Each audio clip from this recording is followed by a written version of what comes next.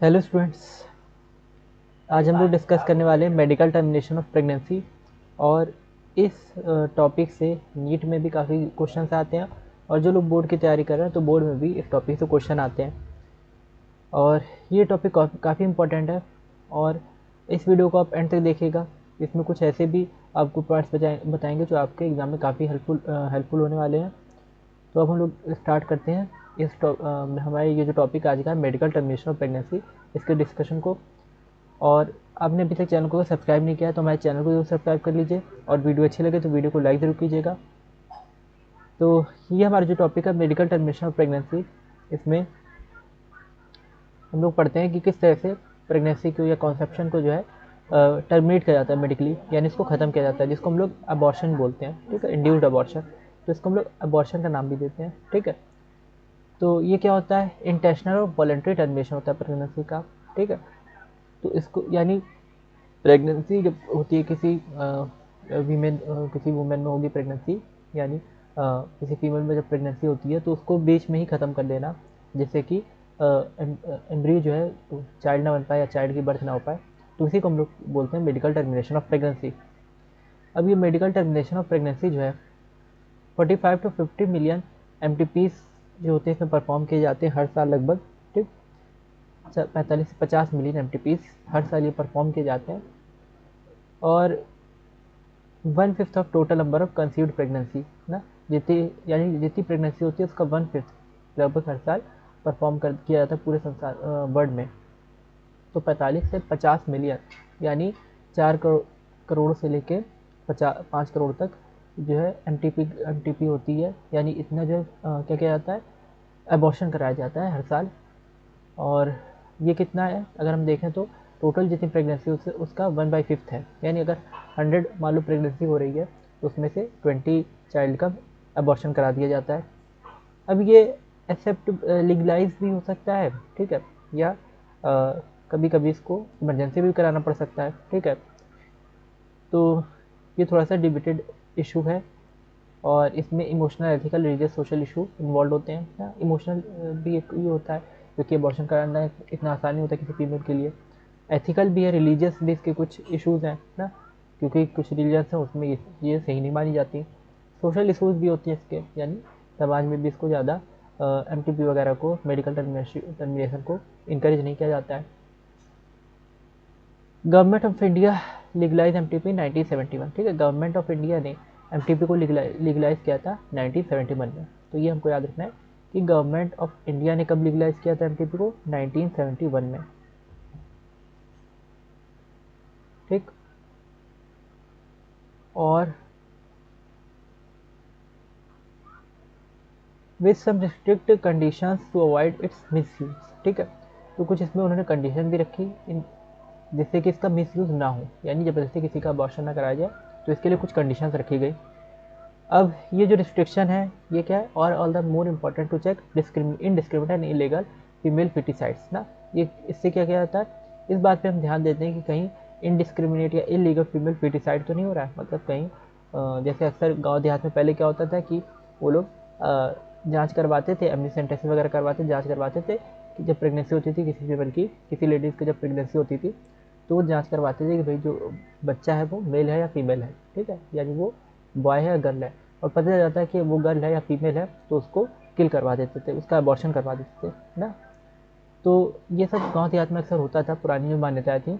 लेकिन अब क्या है, इन सब चीज़ों पर रोक लगा दी गई है, तो ये इनडिस्क्रिमिनेट और इलीगल हो गया फीमेल फिटिसाइड ना, जिसको हम लोग फीमेल फिटिसाइड भी बोलते हैं, यानी गर्ल चाइल्ड को अबॉर्ट कराना है, इसको क्या बोलते हैं, फीमेल फिटिसाइड।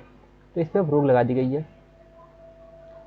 और गवर्नमेंट ऑफ इंडिया ने MTP को 1971 में लीगलाइज किया, लेकिन कुछ कंडीशंस उसके रखे गए जैसे कि इसका मिसयूज ना हो पाए, यानी फीमेल फिटिसाइड जैसी कंडीशन ना हो।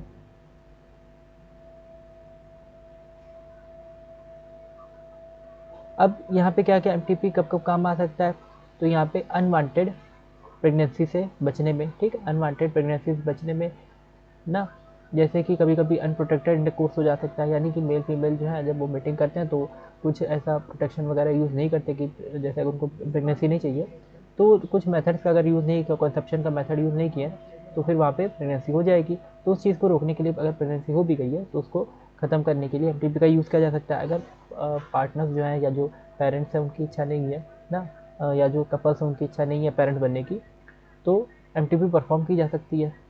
या फेलियर ऑफ कॉन्ट्रासेप्टिव यूज़, अगर उन्होंने कॉन्ट्रासेप्टिव यूज़ किया और किसी वजह से वो फेल हो गया, मान लो कॉपर्टी वगैरह यूज़ कर रहे हैं और पिल्स वगैरह यूज़ कर रहे हैं, जो भी चीज़ वो यूज़ कर रहे हैं, और वो अगर फेल हो गई तो भी एमटीपी परफॉर्म की जा सकती है, यानी मेडिकली टर्मिनेट किया जा सकता है, अबॉर्शन कराया जा सकता है। और कुछ जो क्वाइटस या रेप्स जो केसेस होते हैं, ठीक है, इनमें भी कराया जा सकता है, यानी जो क्रिमिनल केसेस होते हैं उनमें भी किसी फीमेल के प्रेग्नेंट होने पे उसमें क्या कराया जा सकता है, एमटीपी या अबॉर्शन कराया जा सकता है। तो एमटीपी जो होती है ना, ये एसेंशियल होती है continuation of pregnancy with could be harmful और even foetal either to the mother और द फीटस और बोथ, ठीक है। एमटीपी जो है ना, ये कभी कभी क्या हो जाती है, एसेंशियल हो जाती है ना, जब जैसे कि अगर प्रेगनेंसी की वजह से कभी कभी क्या है कि हो सकता है कि मदर और फीटस दोनों को खतरा हो ना, कभी ऐसा भी हो सकता है कि प्रेगनेंसी की वजह से मदर और फीटस दोनों को खतरा हो, तो इस कंडीशन में फिर एमटीपी एसेंशियल भी हो सकती है ना। तो कुछ कंडीशन ऐसी भी जब एमटीपी कराना जरूरी हो जाता है ना, जैसे मदर या फीटस का जब जो होता है कि मदर, जब कोई लेडी अगर प्रेग्नेंट है, उसको प्रेगनेंसी से अगर किसी तरह का हार्म है ना, तो एमटीपी वगैरह कराना ये क्या हो जाता है, एसेंशियल हो जाता है। और एमटीपी जो होती है ये, एक मिनट बस, ठीक, देखना पड़ता है ना किसी को कोई डाउट तो नहीं है। और अगर किसी को कोई डाउट है या कोई कॉन्सेप्ट, अगर कोई कहीं पे कोई क्वेरी है तो आप यहाँ पे पूछ सकते हैं। और अगर आपको कॉन्सेप्ट क्लियर हो रहा हो तो कमेंट में यस जरूर लिखेगा, ठीक। तो एमटीपी जो होती है ये कब से, ये जो होती है एमटीपी, तो ये पहले ट्राइमेस्टर में, फर्स्ट ट्राइमेस्टर में ये सेफ होती है, 12 वीक्स ऑफ प्रेगनेंसी में, ठीक है। तो प्रेगनेंसी के स्टार्टिंग के 12 वीक्स में, 12 वीक्स का मतलब क्या हो गया, एक मंथ में 4 वीक्स होते हैं ना, 4 से 5 वीक एक महीने में होते हैं, तो 4 वीक्स के अकॉर्डिंग 3 मंथ ना, 4 से डिवाइड करें 12 वीक्स को, तो 3 मंथ ये एक ट्राइमेस्टर होता है। ट्राइमेस्टर का मतलब क्या होता है, एक 3 मंथ का एक पीरियड। तो पहले 3 महीने जो होते हैं प्रेगनेंसी के, इसमें एमटीपी जो होती है सेफ होती है। अगर कोई लेडीज़ जो फीमेल है वो अबॉर्शन कराती है तो उसको किसी तरह का कोई रिस्क नहीं होता ना, कोई डेंजर नहीं होता।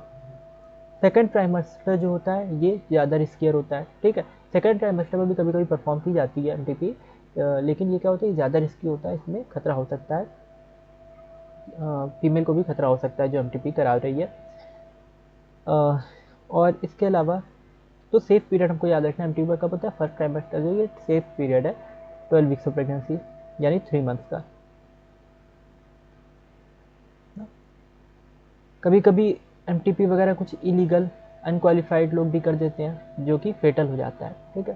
तो इलीगल या अनक्वालिफाइड लोग भी एमटीपी परफॉर्म कर देते हैं जिसकी वजह से थोड़ा फेटल हो जाता है, डेडली हो जाता है मेल और फीमेल और उसके बच्चे के लिए।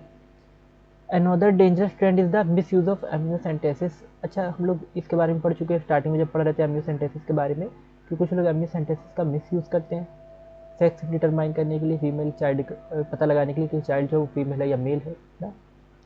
और अगर फीटस फीमेल होता है तो वो क्या करते हैं, एमटीपी करा देते हैं, ठीक है। तो ये एक इलीगल चीज़ है, ठीक है, ये भी एक इलीगल है। और ये जो पहले होती थी अब तो इस पर रोक लगा दी गई है, पहले जो गांधी हाथ वगैरह में लोग इस तरह की चीज़ें कराते थे।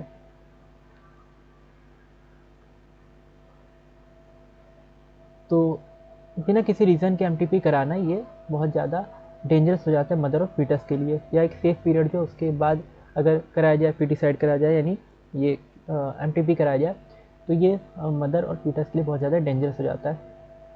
और इसमें इफेक्टिव काउंसलिंग ज़रूरी होती है, ठीक है।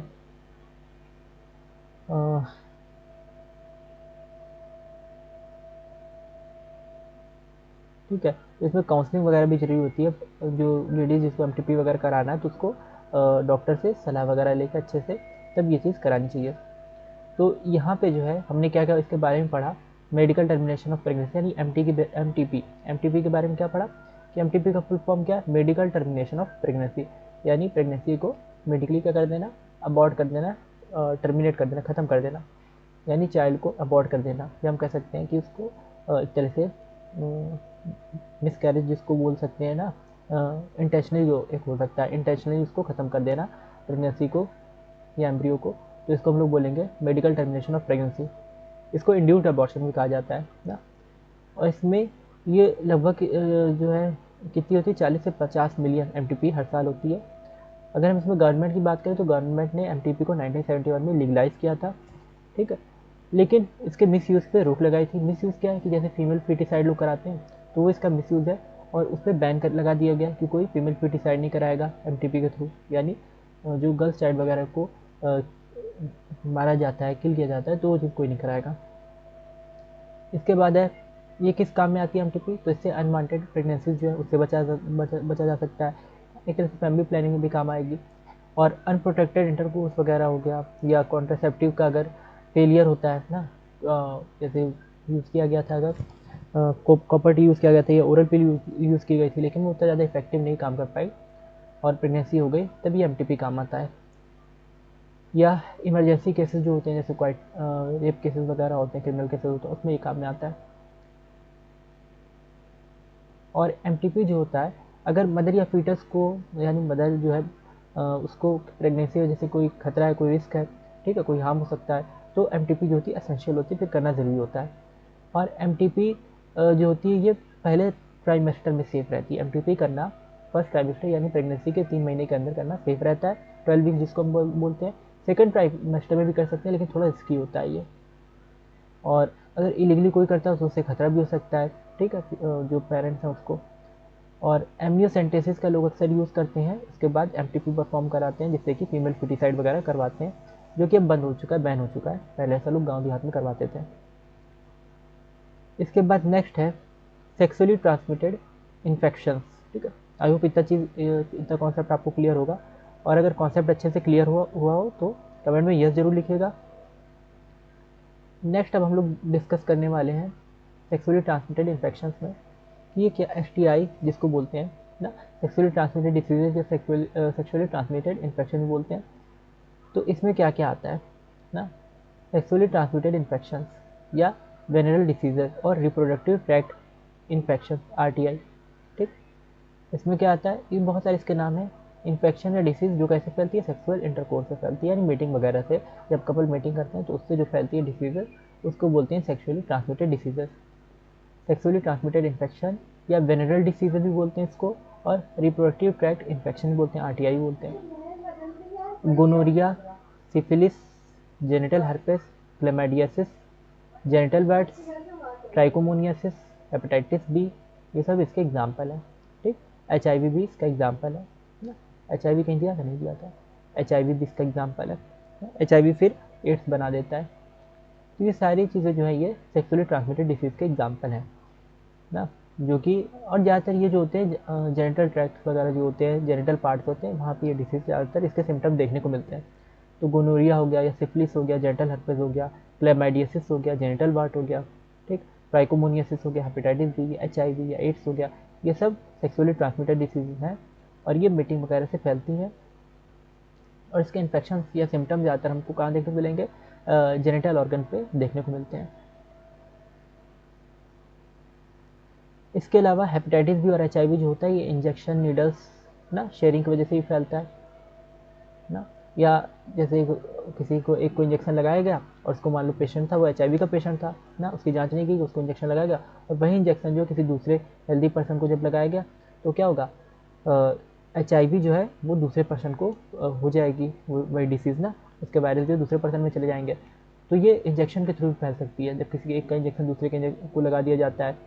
या जैसे अक्सर जो ड्रग स्मैकिंग वगैरह करते हैं ना, वो इंजेक्शन लगाते हैं ड्रग के लिए, और वही अपना इंजेक्शन अपने दोस्त वगैरह को शेयर करते हैं, तो उनको भी वो डिसीज़ हो सकती है, क्योंकि अगर ये एचआईवी से इन्फेक्टेड हो गया एक पर्सन जो ड्रग लगा रहा है इंजेक्शन के थ्रू, और वही अपना इंजेक्शन जो है वो इन्फेक्टेड इंजेक्शन एक तरह से उसका हो गया, जब वो ड्रग लगा रहा है तो एचआईवी वायरस इंजेक्शन में लग जाएगा उसके नीडल में, और जब वो शेयर करेगा अपने फ्रेंड वगैरह को देगा, तो वो जब उस इंजेक्शन को लगाएगा नीडल को, तो वो भी इन्फेक्टेड हो जाएगा।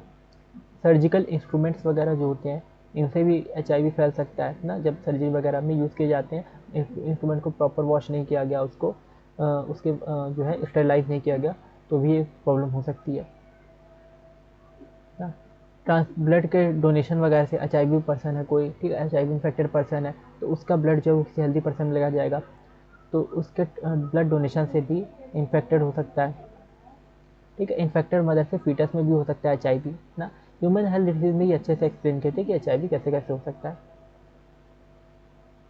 और हेपेटाइटिस बी जेनिटल बर्ड्स और HIV इन्फेक्शन ये क्यूरेबल होते हैं, ठीक है। तो ये याद रखना, हेपेटाइटिस बी, अच्छा सॉरी एक minute, hepatitis B, genital herpes, HIV को छोड़ के बाकी सब डिसीज क्यूरेबल है, ठीक है।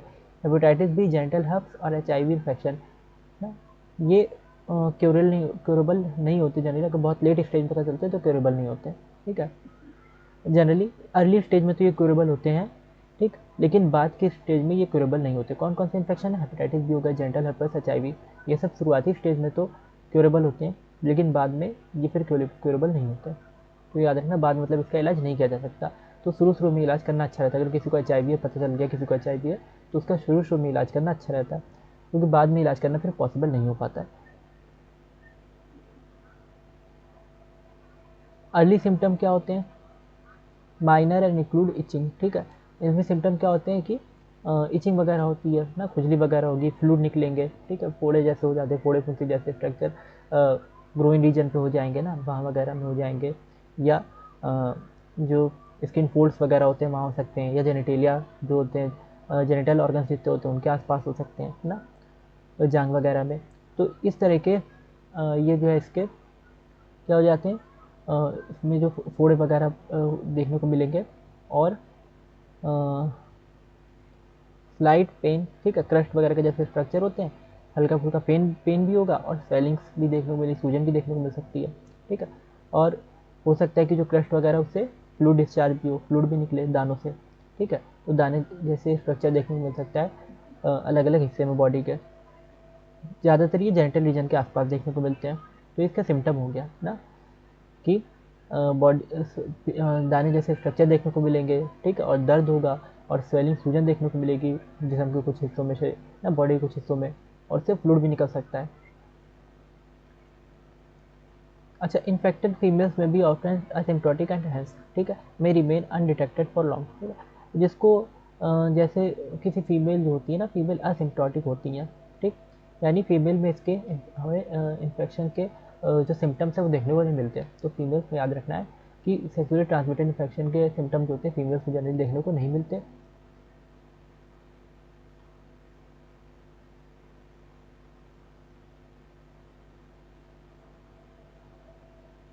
तो जनरली पेल्विक इन्फ्लेमेटरी डिसीजेस वगैरह भी हो सकती हैं। अबॉर्शन जब शुरू में अगर सिम्टम देखने को नहीं मिल रहा है तो इंसान क्योर ही नहीं कर पाएगा, और जब इंसान क्योर नहीं कर पाएगा, फीमेल वगैरह में अगर ये सिम्टम देखने को मतलब फीमेल वगैरह में मान लो ये सेक्सुअली ट्रांसमिटेड डिसीज़ हैं इस तरह की ना, जेनिटल हर्पस हो गया है, HIV कोई भी इन्फेक्शन हो गया है, और उसमें सिम्टम तो दिखाई नहीं दे रहा है, तो क्या हो सकता है, पेल्विक इन्फ्लेमेटरी डिसीजेस हो सकती हैं, PID जिसको बोलते हैं, पेल्विक इन्फ्लेमेटरी डिसीजेस ना। पेक्टोरल गर्डल होती है पेल्विक गर्डल, कमर वाले हिस्से को पेल्विक गर्डल बोलते हैं। तो पेल्विक रीजन में इन्फ्लेमेटरी डिसीज जब हो जाएगी, इन्फ्लेमेशन हो जाएगा, तो उसको हम लोग बोलते हैं पेल्विक इन्फ्लेमेटरी डिसीजेस। एबॉर्शंस ये भी देखने को हो सकता है कि प्रेगनेंसी जो है वो रिटेन ना रह पाए ना, स्टिल बर्थ्स हो जाए, एक्टोपिक प्रेगनेंसी हो जाए, ठीक है, यूट्रस के अलावा जो प्रेगनेंसी एम्ब्रियो जो होता है वो कहीं प्लांट हो जाता है, इनफर्टिलिटी हो जाए ना, यानी प्रेगनेंसी ना रिटेन कर पाए, ठीक है, फीमेल। तो ये सब, और कैंसर भी हो सकता है रिप्रोडक्टिव ट्रैक्ट में, तो कैंसर भी देखने को मिल सकता है। तो इस तरीके की समस्या जो है फीमेल में देखने को मिल सकती है, क्योंकि फीमेल में क्या है, STI जो हैं, जेनिटल हर्प्स हैं या HIV है, तो उसके सिम्टम नहीं दिखाई देते, और जब सिम्टम नहीं दिखाई देते उनको ट्रीट भी नहीं कर पाते हैं। अगर ट्रीट नहीं करते हैं तो ये सब डिसीज़ हो जाती हैं, पेल्विक इन्फ्लेमेटरी डिसीज़ या अबॉर्शन हो सकता है, अगर वो प्रेग्नेंट है तो उसका अबॉर्शन भी हो सकता है, यानी चाइल्ड जो है वो उसके मोर्टेलिटी के चांसेस रहते हैं। और एक्टोपिक स्टिल बर्थ हो सकती है, एक्टोपिक प्रेगनेंसी हो सकती है, यूट्रस के अलावा कहीं जो है इम्प्लांट हो जाएगा, एम्ब्रियो सही से डेवलप नहीं हो पाएगा, इनफर्टिलिटी हो जाएगी, यानी वो हो सकता है प्रेगनेंसी भी ना, मतलब वो कंसेप्शन भी ना कर सके, यानी चाइल्ड को बर्थ भी ना दे सके, इनफर्टाइल हो जाए, या कैंसर भी हो सकता है रिप्रोडक्टिव ट्रैक्ट का।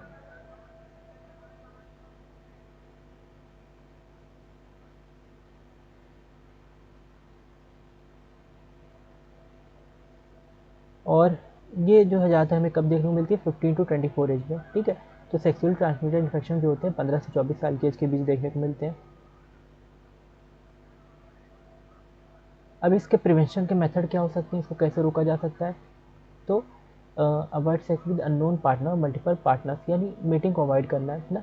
मल्टीपल पार्टनर्स या अननोन पार्टनर से, मतलब जिसके बारे में इंसान को सही से पता नहीं है, तो उससे मीटिंग को अवॉइड करना है ना। हो सकता है उसमें HIV या कोई ऐसी बीमारी हो, जेनिटल हर्पिस वगैरह, तो अगर किसी के बारे में सही से पता नहीं है तो उससे मीटिंग को अवॉइड करना है। तो ये कर सकते हैं। Always try to use condom during coitus ना, तो यानी फिजिकल बैरियर वगैरह का यूज़ कर सकते हैं क्वाइटस मीटिंग के दौरान। In case of doubt one should go to a qualified doctor for early detection and get complete treatment if diagnose with infection, ठीक है। और अगर कोई किसी तरह का इन्फेक्शन है तो डॉक्टर से सलाह भी ले सकते हैं, ठीक है। तो डायग्नोज विद इन्फेक्शन ये भी किया जा सकता है, मतलब डायग्नोसिस डॉक्टर से जो है मिल के किसी क्वालिफाइड डॉक्टर से कह सकते हैं हम। क्वालिफाइड डॉक्टर मतलब जो जिसके पास लाइसेंस हो ना, बहुत ऐसे डॉक्टर्स होते हैं जो जिनके पास लाइसेंस नहीं होता ना, तो ये चीज़ ध्यान देनी है कि डॉक्टर प्रॉपर हो वो, तो उससे हम क्या कर सकते हैं, उससे जो है ट्रीटमेंट के लिए अक्सर लोग क्या करते हैं मेडिकल स्टोर वगैरह से इन सब चीज़ का वो करने लग जाते हैं ना।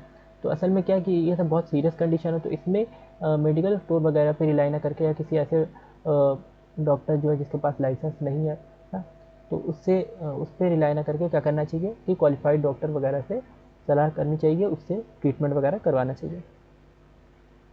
तो ये इसका कुछ प्रिवेंशन है जो हम यूज़ कर सकते हैं जब STI वगैरह होती है, यानी सेक्सुअली ट्रांसमिटेड इन्फेक्शन जब होते हैं। आई होप इतना क्लियर हुआ होगा आपको सेक्सुअली ट्रांसमिटेड इन्फेक्शन के बारे में। और ये कॉन्सेप्ट अगर अच्छे से क्लियर हुआ हो तो कमेंट में यस जरूर लिखेगा, और जो भी अगर कोई प्रॉब्लम होती है तो आप वो कमेंट करके बता सकते हैं। और अभी तक आपने अगर चैनल को सब्सक्राइब नहीं किया तो चैनल को सब्सक्राइब जरूर कर लीजिए, और वीडियो अच्छी लगी तो वीडियो को लाइक ज़रूर कीजिए, और ज़्यादा से ज़्यादा लोगों को ये वीडियो शेयर कीजिए, जिससे जो लोग हमारे साथ अभी लाइव नहीं जुड़े हैं वो भी लाइव जुड़ जाए। आजकल क्लास थोड़ी सी लेट हो जा रही है, तो इसलिए आप लोग 10:30 के अराउंड 10:30 के अराउंड क्लास ले सकते हैं। इस टाइम पे हम लोग अवेलेबल रहेंगे। अब नेक्स्ट हमारा टॉपिक है इनफर्टिलिटी ना। नेक्स्ट हमारा टॉपिक क्या है, infertility. STI I hope clear हो गया होगा। STI क्या होता है, सेक्सुअली ट्रांसमिटेड इन्फेक्शन, और ये इन्फेक्शन जनरली किससे फैलता है, मीटिंग वगैरह से फैलता है। जब कपल्स मीटिंग करते हैं तो अगर उसमें एक पार्टनर इन्फेक्टेड है तो दूसरे पार्टनर को भी ये डिसीज़ हो सकती है। इसकी एग्जांपल हमने क्या देखे, gonorrhoea, syphilis, genital herpes, chlamydiasis, genital wart, trichomoniasis, hepatitis B, AIDS, HIV, ठीक। ब्लड के ट्रांसफ्यूजन वगैरह से ये फैलती है डिसीज़, और नीडल्स वगैरह से भी फैल सकती है, इन्फेक्टेड नीडल्स, सर्जिकल इंस्ट्रूमेंट ना, इन चीज़ों से फैल सकती है। अच्छा, शुरुआती स्टेज में डिसीज़ क्यूरेबल होती है, लेकिन बाद में क्या होता है कि इनके क्योर होने के चांसेस कम रहते हैं, जैसे HIV वगैरह हो गया ना। और इससे बहुत खतरे भी हो सकते हैं STI से ना, जैसे अबॉर्शन का खतरा हो सकता है, कैंसर का खतरा हो सकता है, और कुछ इन्फ्लेमेटरी डिसीज़ का भी खतरा हो सकता है, इनफर्टिलिटी का भी खतरा हो सकता है। जनरली 15 to 24 ईयर की एज में होती है, और इसके प्रिवेंशन के कुछ मेजर आपको बताए। नेक्स्ट अब हम लोग बात करने वाले इनफर्टिलिटी की। इनफर्टिलिटी नाम से ही समझ में आ गया इनफर्टिलिटी क्या होता है ना। इनफर्टिलिटी यानी अगर कोई क्या है, अनेबल टू प्रोड्यूस चिल्ड्रन, ठीक है। तो अगर वो चिल्ड्रन प्रोड्यूस नहीं कर पा रहा तो इनफर्टाइल है ना। कोई पर्सन अगर चिल्ड्रन प्रोड्यूस नहीं कर पा रहा है तो इनफर्टाइल की कैटेगरी में आ जाएगा।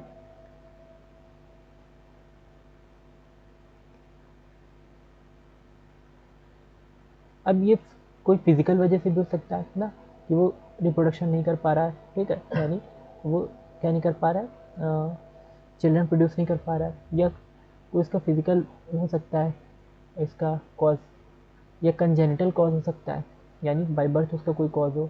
डिसीज़ हो सकती है उसकी किसी तरह की जेनेटिक, जैसे टर्नर डाउन सिंड्रोम, इस तरह के सिंड्रोम देखे थे, टर्नर और क्लाइनफिल्टर सिंड्रोम। ड्रग, ठीक है, ड्रग्स वगैरह दवाओं की वजह से भी ऐसा हो सकता है, कि दवाओं के साइड इफेक्ट से भी हो सकता है।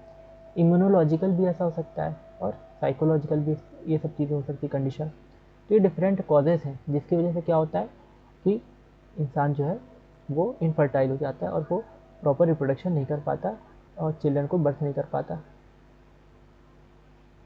ज़्यादातर क्या होता है, फीमेल को ब्लेम किया जाता है जब कपल के चाइल्ड नहीं होते, लेकिन कॉज कोई भी हो सकता है, मेल भी हो सकता है, फीमेल भी हो सकती है।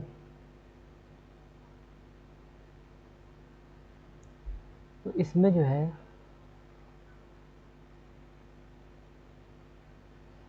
ऐसे कपल्स को जिनके चाइल्ड नहीं हो पा रहा है ना, इनफर्टाइल है जो, तो उनको क्या कर सकते हैं, असिस्ट कर सकते हैं हम, और उनको चाइल्ड प्रोवाइड कर सकते हैं थ्रू स्पेशल टेक्निक्स, जिसको हम लोग बोलते हैं असिस्टेड रिप्रोडक्टिव टेक्नोलॉजीज। क्या बोलते हैं, असिस्टेड रिप्रोडक्टिव टेक्नोलॉजी, इसका आपको फुल फॉर्म याद रखना है, आर्ट, ठीक है। आर्ट का फुल फॉर्म क्या, असिस्टेड रिप्रोडक्टिव टेक्नोलॉजीज, ठीक है। तो ART यानी आर्ट के थ्रू हम लोग क्या कर सकते हैं, ऐसे कपल जो इनफर्टाइल हैं या किसी वजह से वो चिल्ड्रन प्रोड्यूस नहीं कर पा रहे हैं, तो उनको चिल्ड्रन जो है प्रोवाइड किया जा सकता है, यानी जो संतान सुख कहा जाता है वो उनको दिया जा सकता है। अब इसमें कुछ मेथड आते हैं, इन विट्रो फर्टिलाइजेशन और आईवीएफ आता है और गिफ्ट। देखो, इन विट्रो फर्टिलाइजेशन और गिफ्ट आईयूटी या intra uterine transfer, gamete intrafallopian transfer, ये सारी चीज़ें इसमें आती हैं। ठीक, एक एक करके इन सबके बारे में पढ़ेंगे कि क्या चीज़ें हैं।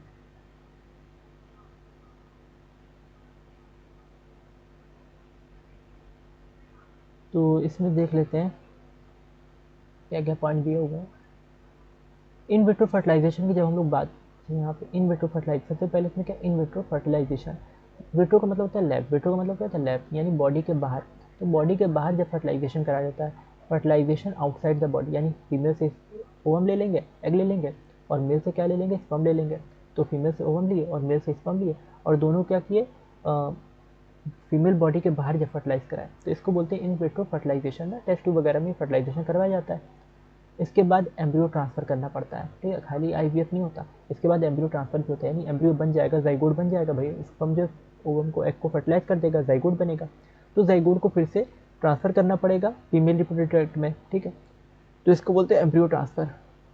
और इसको हम लोग टेस्ट ट्यूब बेबी प्रोग्राम नाम से भी जानते हैं, क्योंकि टेस्ट ट्यूब के अंदर फर्टिलाइजेशन वगैरह करा रहे हैं, तो टेस्ट ट्यूब बेबी प्रोग्राम नाम से भी जानते हैं। ठीक है, तो इसमें ओवा वाइफ से लेते हैं, या कोई डोनर फीमेल अगर है तो उससे ओवा या एग ले लेते हैं, और स्पर्म जो है हस्बैंड से लेते हैं, या कोई डोनर मेल है वो अगर स्पर्म दे रहा है, ठीक है, तो उससे स्पर्म ले लेंगे। मान लो वाइफ जो है उसमें फीमेल, उसमें ओवम नहीं बन पा रहा है ना, तो किसी डोनर से ओवम ले लेंगे, एग ले लेंगे। या मेल है उसमें स्पर्म, वाइफ है उसमें एग नहीं बन रहा है, और वाइफ में एग नहीं बन रहा है तो किसी डोनर से एग ले लेंगे, और जो हस्बैंड है उसमें स्पर्म नहीं बन रहा है तो किसी डोनर से स्पर्म ले सकते हैं, और फिर उनको फर्टिलाइज करा के ये सब जो है इसमें क्या किया जाता है कि हस्बैंड और वाइफ की जो है मंजूरी ली जाती है ना, उनसे मंजूरी लेके ये काम किए जाते हैं, तो उनसे परमिशन लेके हम लोग डोनर का यूज़ करके भी इस तरह की टेक्निक करते हैं। तो यहाँ पे induce to form zygote under simulated condition in the laboratory, ठीक है, इससे फिर क्या बनेगा, जाइगोट बनेगा ना, इससे जाइगोट बनता है लेबोरेटरी में। ठीक, और ये सब कंडीशन जो होती है यूट्रस के लगभग सिमिलर होती है, जैसे यूट्रस में कंडीशन होती है इसी ये कंडीशन यहाँ पे जाती है लैब में, जिससे कि अच्छे से जाइगोट का प्रॉपर डेवलपमेंट हो जाए। फिर जाइगोट जो है वो अर्ली एम्ब्रियो यानी 8 ब्लास्टोमियर तक डिवाइड करता है। अब इसको जब ये 8 ब्लास्टोमियर की स्टेज में होता है एम्ब्रियो, तो इसको फैलोपियन ट्यूब में ट्रांसफ़र कर देते हैं। कहाँ ट्रांसफ़र कर देते हैं, फैलोपियन ट्यूब में, ठीक है।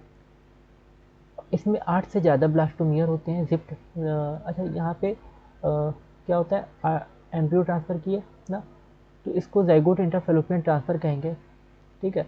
8 ब्लास्टोमियर तक अगर है और हमने अगर उसको ट्रांसफ़र कर दिया यूट्रस में, तो उसको बोलेंगे जिप्ट, जाइगोट इंट्राफैलोपियन ट्रांसफ़र। और अगर 8 से ज़्यादा ब्लास्टोमियर्स हैं तो फिर हम उसको कहाँ पे ट्रांसफ़र करेंगे, फैलोपियन ट्यूब में नहीं ट्रांसफ़र करेंगे, फिर यूट्रस में ट्रांसफ़र करेंगे, ठीक है। तो जब वो एम्ब्रियो स्टेज में, इनिशियल एम्ब्रियो स्टेज में ना, जब हमने स्पर्म और ओवम को मिलाया, फर्टिलाइज कराया, तो वहाँ पे क्या बना, एम्ब्रियो बना, जाइगोट बना। और जाइगोट जब इनिशियल एम्ब्रियो स्टेज में है, 8 ब्लास्टोमियर से कम है जब तक, तब तक तो उसको हम फैलोपियन ट्यूब के अंदर ना, यूट्रस में जो फैलोपियन ट्यूब होता है, तो फैलोपियन ट्यूब में इस तरह का यूट्रस होता है, तो फैलोपियन ट्यूब यहाँ पे इस हिस्से में फैलोपियन ट्यूब जो होता है इसका, ठीक है, ये वाले हिस्से में हम लोग इंसर्ट कराएंगे। और अगर 8 ब्लास्टोमियर से ज़्यादा है एम्ब्रियो में, तो फिर यूट्रस में इंसर्ट कराएंगे, इस हिस्से में इंसर्ट कराएंगे, ठीक है, इसको इंजर्ट करेंगे। Embryo formed by in vivo fertilization, ठीक है, तो इसमें जो एम्ब्रियो बना ये क्या होगा, transfer to assist those women who can not conceive ना, तो जो कंसीव नहीं कर सकती, जो प्रेगनेंसी नहीं कर सकती, उनमें भी क्या होता है, उनको भी चाइल्ड जो है अवेलेबल कराया जा सकता है, प्रोवाइड कराया जा सकता है इस टेक्निक से।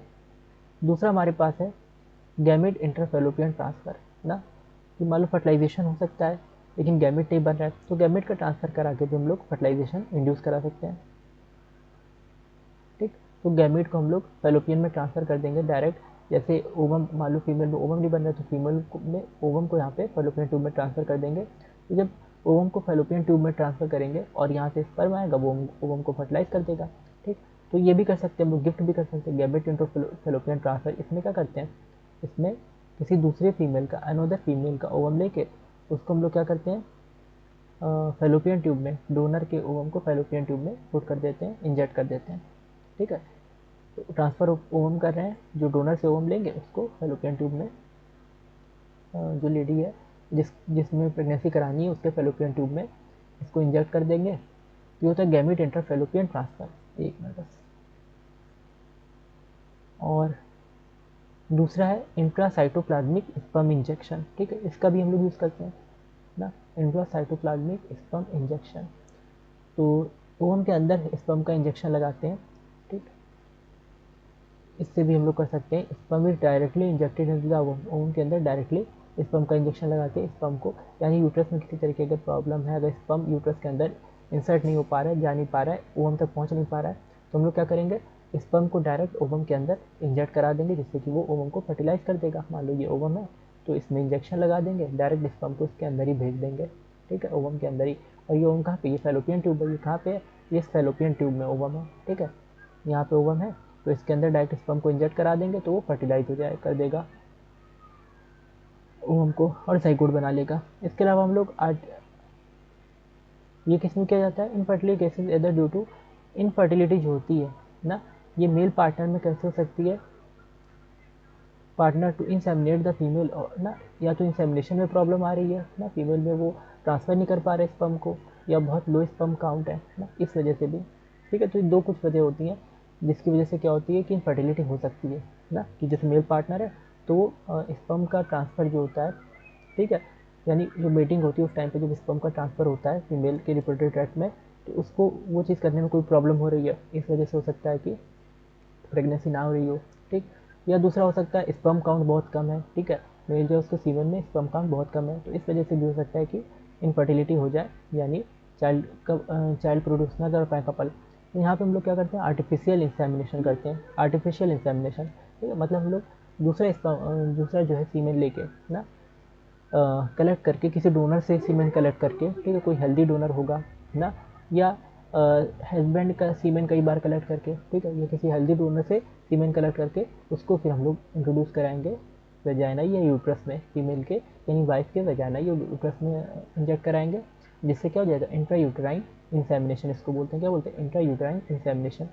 तो इससे भी क्या हो जाता है कि फीमेल में प्रेगनेंसी के चांसेस हो जाते हैं, यानी प्रेगनेंसी जो इंड्यूस कराई जा सकती है, ऐसे कपल्स में कराई जा सकती है जो किसी वजह से इनफर्टाइल थे या जो चाइल्ड बर्थ नहीं कर पा रहे थे, तो उनमें भी इन मेथड से प्रेगनेंसी कराई जा सकती है। तो ये कुछ टेक्निक्स थी जिनके बारे में हमने पढ़ा। आई होप ये कॉन्सेप्ट आपको क्लियर हुआ होगा। और ये सारे कॉन्सेप्ट आपको क्लियर हुआ हो तो कमेंट में यस जरूर लिखेगा। तो हमने क्या क्या देखा इसमें, इनफर्टिलिटी में। इनफर्टिलिटी होती क्या, इनफर्टिलिटी होती है जब कोई जो कपल है वो चिल्ड्रन प्रोड्यूस नहीं कर पाते, यानी उनकी संतान नहीं होती है, तो उसको हम बोलते हैं इनफर्टिलिटी। अब ये जो क्या है, इसमें किस वजह से होती है, फिजिकल हो सकता है, उनकी बॉडी में किसी तरह का ऐसा जो है प्रॉब्लम हो सकती है, या कंजेनिटल बाई बर्थ हो सकती है प्रॉब्लम, डिसीज़ हो सकती है जिसकी टर्नर या क्लाइनफिल्टर सिंड्रोम होते हैं, या ड्रग्स दवाओं का साइड इफेक्ट हो सकता है ना, ओरल पीस वगैरह का, या कोई उसकी इम्यूनिटी की प्रॉब्लम हो सकती है, साइकोलॉजिकल इस तरह का हो सकता है, जिसकी वजह से कपल जो है वो चाइल्ड बर्थ नहीं कर पाते। तो female is blame for the couple being childless ना, ज़्यादातर फीमेल को इसमें दोष दिया जाता है। अच्छा, जबकि मेल और फीमेल दो किसी में भी ये प्रॉब्लम हो सकती है। और इसमें जो है असिस्टेड रिप्रोडक्टिव टेक्नोलॉजी का हम लोग यूज़ करते हैं इसको क्योर करने के लिए, यानी ऐसे कपल को चाइल्ड प्रोवाइड करने के लिए हम लोग असिस्टेड रिप्रोडक्टिव टेक्नोलॉजी का यूज़ करते हैं। यहाँ पे कुछ मेथड दिए हुए जैसे इन विट्रो फर्टिलाइजेशन, जहाँ पे हम लोग लैब के अंदर स्पर्म ओवम का फर्टिलाइजेशन कराते हैं और फिर जो एम्ब्रियो बनता है उसको फीमेल की रिप्रोडक्टिव ट्रैक्ट में इंटर कर देते हैं।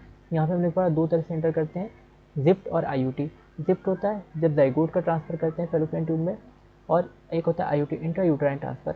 ठीक है, जब हम लोग एम्ब्रियो का यानी 8 ब्लास्टोमियर से अगर ज़्यादा वो बन गया एम्ब्रियो, जाइगोट जो बाहर बनाया गया लैब में बनाया गया, तो अगर 8 ब्लास्टोमियर से ज़्यादा है उसमें, तो उसको हम लोग ट्रांसफ़र करेंगे यूट्रस में फीमेल के। फिर हमने देखा मान लो जो फीमेल था उसकी बॉडी में, उसके यूट्रस में सारी कंडीशन फेवरेबल थी, बस उसमें ओवम का प्रोडक्शन नहीं हो रहा था, तो हम लोग क्या करेंगे, बाहर से ओवम लेके उसको फेलोपियन ट्यूब में ट्रांसफ़र कर देंगे। मेल में अगर स्पर्म का प्रोडक्शन नहीं हो रहा है या फीमेल में ओवम का प्रोडक्शन नहीं हो रहा है, तो गैमेट को हम लोग बस क्या करेंगे, फीमेल की बॉडी में उसके यूट्रस में फेलोपियन ट्यूब में इंसर्ट करा देंगे, तो इसको बोलते हैं गैमेट इंट्राफेलोपियन ट्रांसफर ना, चाहे तो स्पर्म या ओवम लेके हम लोग उसको फेलोपियन, जिस चीज़ की भी कमी है फेलोपियन ट्यूब में उसको इंसर्ट करा देंगे फीमेल के, और फिर वहाँ पे फर्टिलाइजेशन हो जाएगा और प्रेगनेंसी भी रिटेन हो जाएगी। इसके अलावा इंट्रासाइटोप्लाज्मिक इंजेक्शन, स्पर्म इंजेक्शन भी कराया जाता है, यानी ओवम में डायरेक्ट स्पर्म को इंजेक्ट करा दिया जाता है। इसके अलावा इनफर्टिलिटी जो होती है, ठीक है, तो वो कैसे हो सकती है कि मान लो मेल पार्टनर जो है वो उसमें प्रॉपर अमाउंट में स्पर्म नहीं बन रहा है, या वो सही से स्पर्म को ट्रांसफ़र नहीं कर पा रहा है फीमेल रिप्रोडक्टिव ट्रैक्ट में, तो यहाँ पे आर्टिफिशियल इंसेमिनेशन कराया जाता है, यानी बाहर से किसी डोनर का, किसी हेल्दी पर्सन का या हस्बैंड का ही फीमेल लेके उसको क्या कराया जाता है, फीमेल के रिप्रोडक्टिव ट्रैक्ट में इंट्रोड्यूस कराया जाता है वेजाइना और यूट्रस में। तो उससे क्या होता है, उसमें से प्रेगनेंसी की जो है वो हो जाती है, तो प्रेगनेंसी अटेन हो जाती है। इसको हम लोग इंट्रा यूट्राइन इंसेमिनेशन भी बोलते हैं। आई होप ये चैप्टर आपको क्लियर हुआ होगा, और ये आपको चैप्टर पूरा क्लियर करा दिया। और कोई भी किसी भी तरह का डाउट या क्वेरी हो तो आप वो यहाँ पे कमेंट सेक्शन में पूछ सकते हैं। और वीडियो अच्छी लगी तो वीडियो को लाइक ज़रूर कीजिएगा, और ज़्यादा से ज़्यादा लोग को वीडियो शेयर कीजिए, जिससे जो लोग भी हमारे साथ यहाँ पे लाइव नहीं जुड़ पाए थे वो भी इस वीडियो को देख लें। और एक बार इस वीडियो को रिप्ले करके ज़रूर देखिएगा, ताकि ये टॉपिक्स आपको अच्छे समझ में आ जाए। और थैंक यू फॉर वॉचिंग। मिलते हैं नेक्स्ट वीडियो में और नए चैप्टर के साथ।